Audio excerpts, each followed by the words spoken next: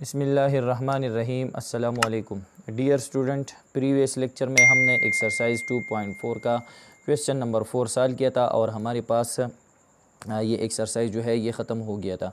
इंशाअल्लाह आज की इस लेक्चर में हम एक्सरसाइज 2.5 से रिलेटेड कुछ टॉपिक है हमारे पास। यहाँ पर जो है हमारे पास कुछ बेसिक कंसेप्ट है वो हम पढ़ेंगे, ठीक है। तो एक्सरसाइज 2.5 जो है इससे पहले हमारे पास ये टॉपिक है, पेज नंबर 68 पर मौजूद है, कम्प्लेक्स नंबर।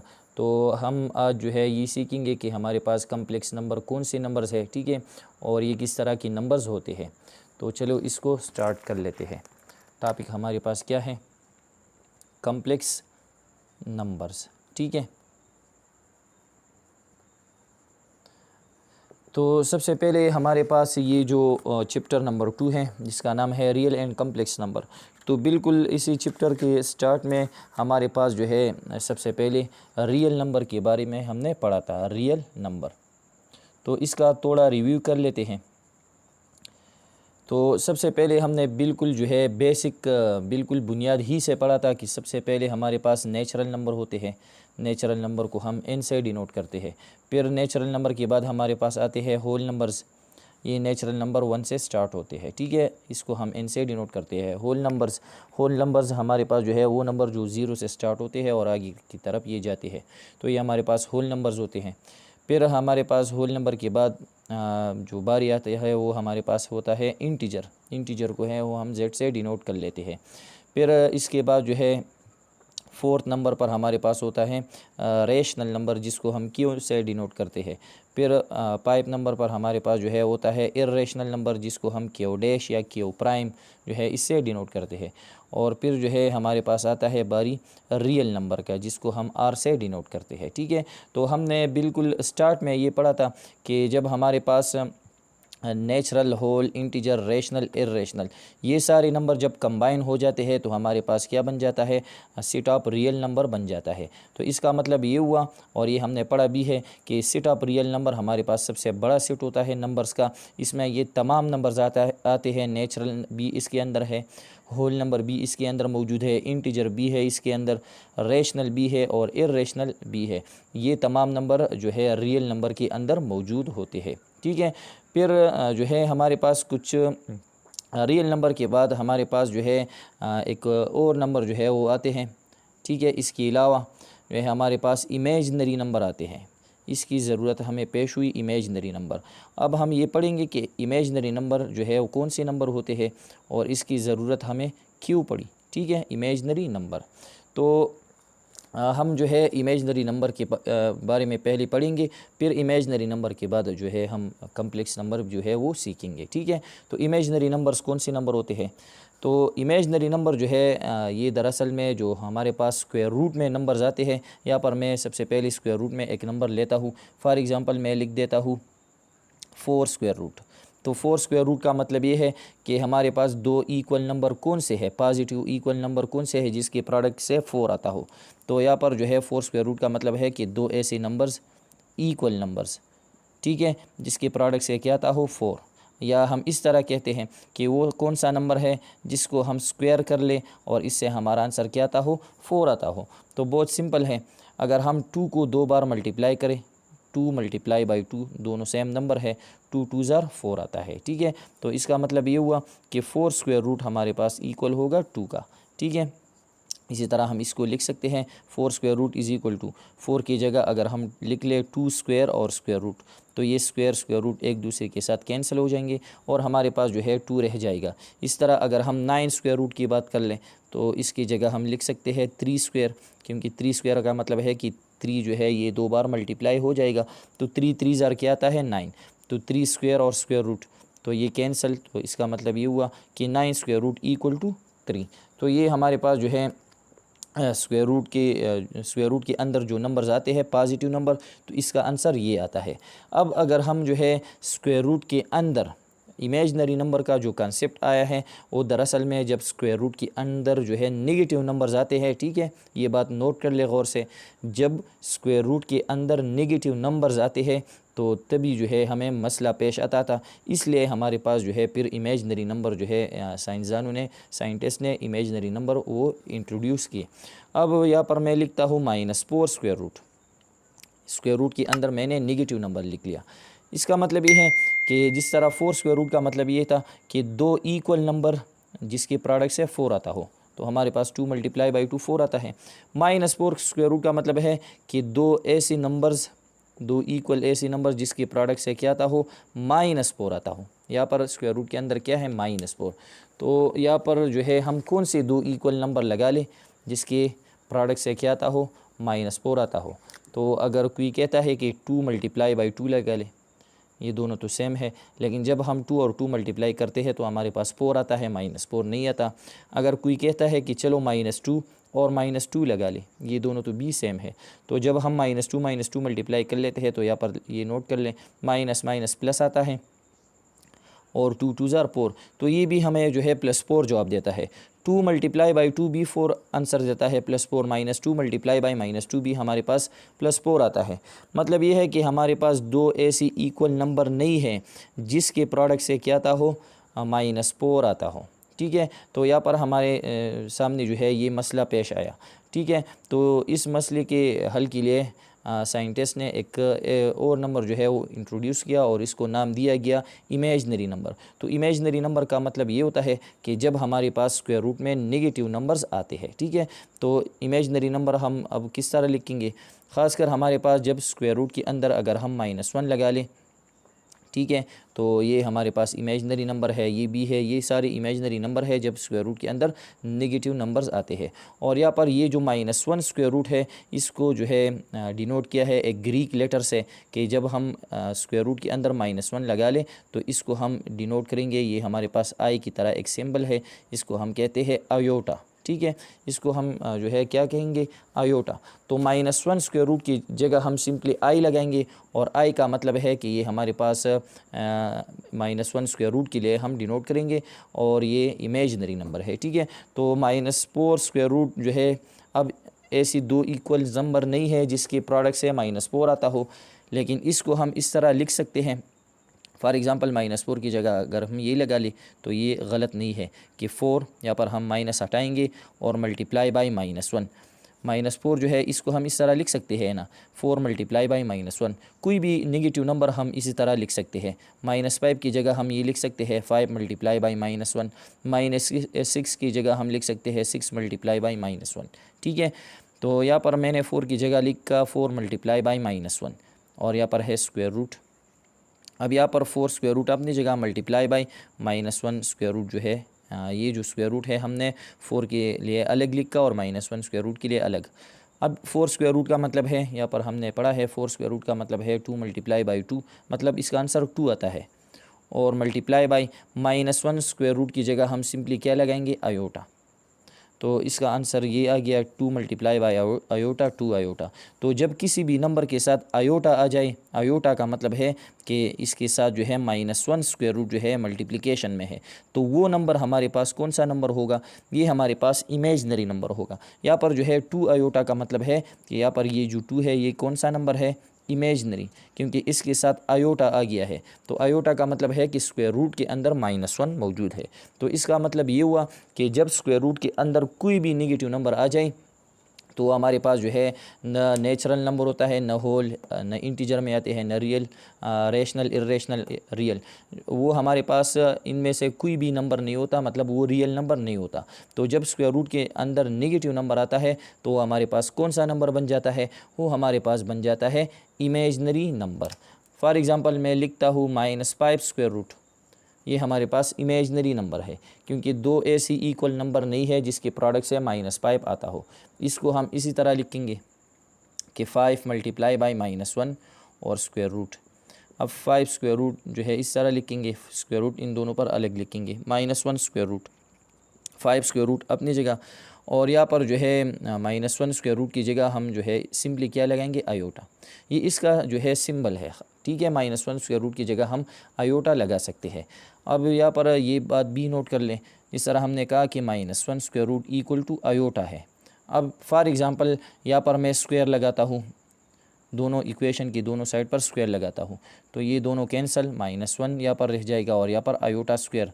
तो ये बात भी ज़रूरी है कि जिस तरह -1 स्क्वायर रूट जो है वो आयोटा के बराबर है, तो आयोटा स्क्वायर -1 के बराबर है, ठीक है। तो ये हमारे पास होता है इमेजनरी नंबर। तो इमेजनरी नंबर का मतलब सिंपली क्या है कि जब भी स्क्वायर रूट के अंदर नेगेटिव नंबर आ जाए तो वो हमारे पास इमेजनरी नंबर आ जाता है, ठीक है। तो ये था हमारे पास इमेजनरी नंबर। अब कम्प्लेक्स नंबर क्या होते हैं वो हम पढ़ेंगे। यहाँ पर कम्प्लेक्स नंबर का डिफिनीशन मैंने लिखा है। डिफिनीशन ये है, the sum of real and imaginary number is called complex number. जब हमारे पास रियल और इमेजनरी नंबर सम में आते हैं, सम का मतलब है एडिशन में, प्लस में या सब्ट्रैक्शन डिफरेंस में भी आ सकता है, ठीक है। वो नंबर जिसमें रियल नंबर और इमेजनरी नंबर एडिशन या सब्ट्रैक्शन में मौजूद हो, ठीक है। दो नंबर्स, एक रियल नंबर होगा और दूसरा इमेजनरी, दोनों के दरमियान या प्लस होगा या माइनस, तो वो हमारे पास क्या होगा, वो हमारे पास कम्प्लेक्स नंबर होगा। It is usually denoted by Z. Complex number को हम आमतौर पर जेड से डिनोट कर सकते हैं। यहाँ पर मैंने लिखा है Z equal to A plus B iota. अब हम देख सकते हैं ए, इसके साथ कोई आयोटा नहीं है, तो ये इसका रियल पार्ट है, ये हमारे पास इसका रियल पार्ट है। बी हमारे पास एक रियल नंबर है लेकिन इसके साथ आयोटा आ गया है, तो आयोटा की वजह से ये कौन सा नंबर, ये कौन सा पार्ट बन गया, इमेजनरी। अब इमेजनरी का मतलब ये होगा कि ये दरअसल में स्क्वायर रूट में कोई नेगेटिव नंबर होगा, ठीक है। फॉर एग्ज़ाम्पल अगर बी की जगह अगर मैं इस तरह लिखूँ कि ये हमारे पास जो है दरअसल में -8 था, -8 स्क्वायर रूट, ठीक है। तो इसमें हम सिंप्लीफिकेशन इस तरह करेंगे कि 8 मल्टीप्लाई बाई -1 स्क्वायर रूट। अब ये स्क्वायर रूट हम अलग करेंगे, 8 और मल्टीप्लाई बाई -1 स्क्वायर रूट, तो 8 स्क्वायर रूट ये परफेक्ट स्क्वायर तो नहीं है, अपनी जगह लिखा जाएगा, और मल्टीप्लाई बाई -1 स्क्वायर रूट की एक जगह हम लगाएंगे आयोटा। तो ये हमारे पास बी की वैल्यू ये आ गई, ठीक है। तो इसके साथ आयोटा आ गया, तो ये हमारे पास कौन सा पार्ट बन गया, इमेजनरी। तो इस तरह ये हमारे पास रियल पार्ट है, इसका कम्प्लेक्स नंबर का ये रियल पार्ट है और ये इसका इमेजनरी पार्ट है। तो जब हमारे पास रियल और इमेजनरी पार्ट एडिशन या सब्ट्रैक्शन में आ जाए, ठीक है, तो हमारे पास कौन सा नंबर होगा, वो हमारे पास कम्प्लेक्स नंबर होगा। और कम्प्लेक्स नंबर को हम ज़्यादातर जेड से ही डिनोट करते हैं, ठीक है। यहाँ पर ये डिफिनीशन लिखा गया है। यहाँ पर एग्जांपल भी है कि 2 + 3 आयोटा ये हमारे पास एक कम्प्लेक्स नंबर है, ये इसका रियल पार्ट है 2 और 3 इसका imaginary part. 4 + 5 iota, 4 real part, 5 is imaginary part. 2 square root इसमें के साथ कोई आयोटा नहीं है, तो ये हमारे पास real part. 3 square root iota, इसमें ये जो 3 स्क्वायर रूट है ये इमेजनरी पार्ट है क्योंकि इसके साथ आयोटा आ गया है, एटसेट्रा। और कम्प्लेक्स नंबर ये हमारे पास क्या है, कम्प्लेक्स नंबर, ठीक है। तो कम्प्लेक्स नंबर जो है ये सबसे बड़ा सेट होता है, रियल नंबर से भी बड़ा सेट जो है वो हमारे पास अब है कम्प्लेक्स नंबर, ठीक है। तो ये हमारे पास क्या है, कम्प्लेक्स नंबर का डिफिनीशन जो हमने पढ़ा। अब इसके बाद है कंजुगेट ऑफ कम्प्लेक्स नंबर, कि कंजुगेट जो है कम्प्लेक्स नंबर का कंजुगेट क्या होता है वो हम पढ़ेंगे, ठीक है। तो यहाँ पर चलो इसको पढ़ लेते हैं, कंजुगेट ऑफ कम्प्लेक्स नंबर, या हम इसको सिंपली जो है कम्प्लेक्स कंजुगेट भी कहेंगे, ठीक है।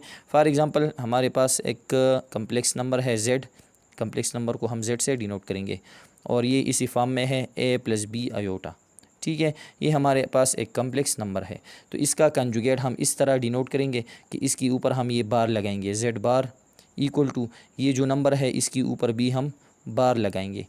तो जब हम किसी नंबर का कम्प्लेक्स नंबर का कंजुगेट फाइंड आउट करते हैं तो इसकी ऊपर हम क्या लगाएंगे, बार। तो ये बन गया इसका कम्प्लेक्स कंजुगेट। तो जेड कंजुगेट या जेड बार इक्वल टू, अब यहाँ पर ये कंजुगेट अप्लाई हो जाएगा, तो ये जब इसी नंबर पर ये कंजुगेट अप्लाई होता है तो क्या बन जाता है, यहाँ पर इन दोनों के दरमियान ये जो साइन है, ये साइन किसके लिए है?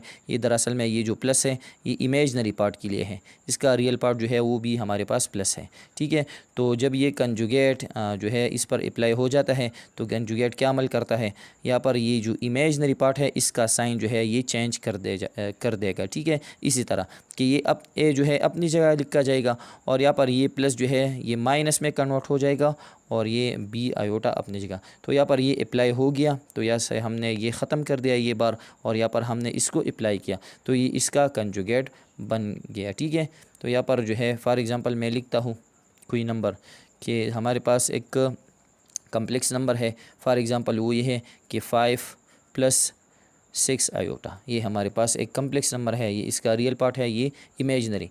तो z बार किसके बराबर होगा? तो डायरेक्टली हम इसका साइन चेंज करेंगे, या तो हम इसकी ऊपर इस तरह बार लगाएंगे। ठीक है, पहले जो है चलो इसको चेंज नहीं करते डायरेक्ट, तो z बार इक्वल टू यहाँ पर ये बार अप्लाई हो जाएगा तो यहाँ पर ये जो इमेजनरी पार्ट है 6 इसका साइन जो है वो चेंज हो जाएगा। तो ये 5 + 6 आयोटा है तो ये बन जाएगा 5 - 6 आयोटा। ठीक है, अब इसके अलावा अगर हम ये नोट कर ले कि 3 - 2 आयोटा, ये हमारे पास एक कम्प्लेक्स नंबर है तो इसका कंजुगेट z कंजुगेट या z बार इक्वल टू यहाँ पर जो है इसका हम डायरेक्ट साइन जो है वो भी चेंज कर सकते हैं। यहाँ पर ये अप्लाई हो जाएगा, यहाँ पर ये माइनस है तो ये क्या बन जाएगा 3 + 2 आयोटा। तो सिंपली हम जो है कम्प्लेक्स नंबर का जो हम कंजुगेट फाइंड आउट करते हैं तो हमने सिंपली इमेजनरी पार्ट का जो है वो साइन चेंज करना है। ठीक है, जिस तरह हमने ये डायरेक्ट किया कि z हमारे पास कम्प्लेक्स नंबर है 3 - 2 आयोटा, तो z बार किसका बराबर होगा?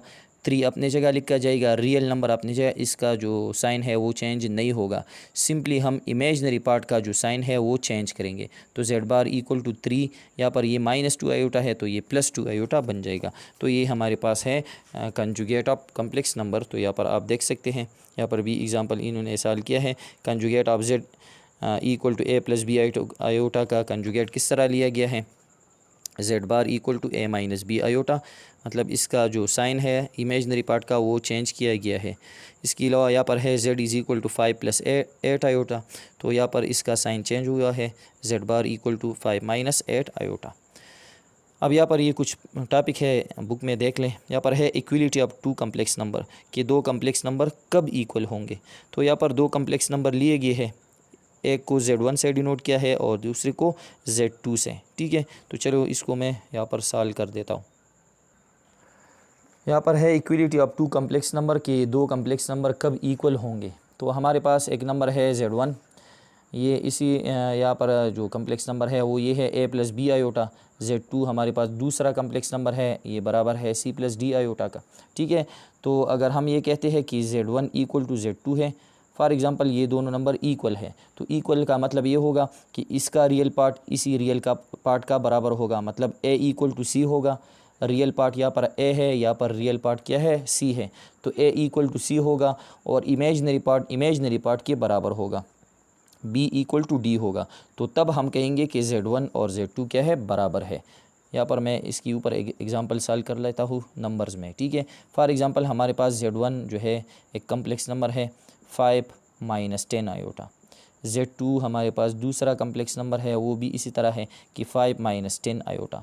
अब हम ये कह सकते हैं कि z1 इक्वल टू z2 है, ये दोनों बराबर है। क्यों बराबर है? क्योंकि रियल पार्ट के बराबर है, 5 = 5, ये दोनों रियल पार्ट है, और साथ में -10 इक्वल टू -10 है। दोनों इमेजनरी पार्ट भी हमारे पास क्या है? सेम है। रियल पार्ट के सेम है, इमेजनरी पार्ट के साथ जो है वो सेम है। तो यहाँ पर हम कह सकते हैं कि z1 और z2 जो है ये दोनों कम्प्लेक्स नंबर क्या है? ये दोनों कम्प्लेक्स नंबर इक्वल है। तो यहाँ पर भी इसी तरह इसमें एक्सप्लेन किया गया है, आप इसको खुद देख सकते हैं। ठीक है, फिर हमारे पास जो है operation on complex number. Operation on complex number का मतलब ये है कि कम्प्लेक्स नंबर को हम किस तरह ऐड करेंगे, किस तरह इसको हम सब्ट्रैक्ट करेंगे, किस तरह मल्टीप्लाई करेंगे, और इसका जो डिवीज़न है वो हम किस तरह करेंगे। ठीक है, तो इसको इंशाल्लाह यहाँ पर हर एक के ऊपर एक्सरसाइज में क्वेश्चन मौजूद है। एडिशन के लिए भी है, सब्ट्रैक्शन के लिए, मल्टीप्लिकेशन और डिवीज़न के लिए, इन तमाम के लिए एक्सरसाइज में क्वेश्चन मौजूद है। इंशाल्लाह क्वेश्चन हम एक्सरसाइज ही में सॉल्व करेंगे। लेकिन यहाँ पर हम ये देखेंगे कि जब हम दो कम्प्लेक्स नंबर ऐड करते हैं तो रियल पार्ट के साथ ऐड होगा हमेशा, और इमेजनरी पार्ट इमेजनरी पार्ट के साथ ऐड हो जाएगा। ठीक है, इस तरह सब्ट्रैक्शन में भी रियल पार्ट से सब्ट्रैक्ट हो जाता है और इमेजनरी पार्ट से सब्ट्रैक्ट हो जाता है। अब मल्टीप्लिकेशन जो है इसको हम किस तरह करेंगे, तो मल्टीप्लिकेशन एडिशन और सब्ट्रैक्शन से थोड़ा अलग है। रियल पार्ट जो है वो दोनों पार्ट के साथ मल्टीप्लाई हो जाएगा। ठीक है, एक नंबर का जो रियल पार्ट है ए, ये दूसरी कम्प्लेक्स नंबर के दोनों पार्ट से मल्टीप्लाई हो जाता है। ए जो है यहाँ पर सी के साथ भी मल्टीप्लाई हो जाता है और डी आयोटा इन दोनों के साथ। इस तरह इसका जो इमेजनरी पार्ट है यहाँ पर ये भी इन दोनों के साथ मल्टीप्लाई हो जाता है। तो इंशाल्लाह इसको हम एक्सरसाइज ही में सीखेंगे। इस तरह डिवीज़न जो है वो इसी आम डिवीज़न से जब हम रियल नंबर पर डिवाइड करते हैं, इसी तरह फॉर एग्ज़ाम्पल हमारे पास जब हम 15 फॉर एग्ज़ाम्पल डिवाइड करते हैं 2 पर, तो इस तरह हम डिवीज़न करते हैं कि 15 हम डिवीज़न के अंदर लगाते हैं, 2 हमारे पास डिवाइज़र है, 2 7 ज़ार क्या आता है 14, इसका रिमाइंडर 1। तो ये रियल नंबर के लिए डिवीज़न होता है। लेकिन कम्प्लेक्स नंबर के लिए जो डिवीज़न होता है वो इसी तरह नहीं होता, वो थोड़ा सा अलग होता है। तो इंशाल्लाह ये एडिशन, सब्ट्रैक्शन, मल्टीप्लिकेशन और डिवीज़न के जो क्वेश्चन है वो हम एक्सरसाइज ही में सीखेंगे। ठीक है, तो डियर स्टूडेंट आज के लिए ये काफ़ी है। आज हमने सिर्फ जो है कुछ बेसिक कंसेप्ट पढ़े कम्प्लेक्स नंबर के लिहाज से। ठीक है, तो उम्मीद करता हूँ ये आप लोगों को समझ आ गई होगी। फिर भी अगर इसमें कोई मसला हो या आपको जो है कोई टॉपिक में कोई भी मसला हो, ठीक है, तो आप वो पूछ सकते हैं। थैंक्स।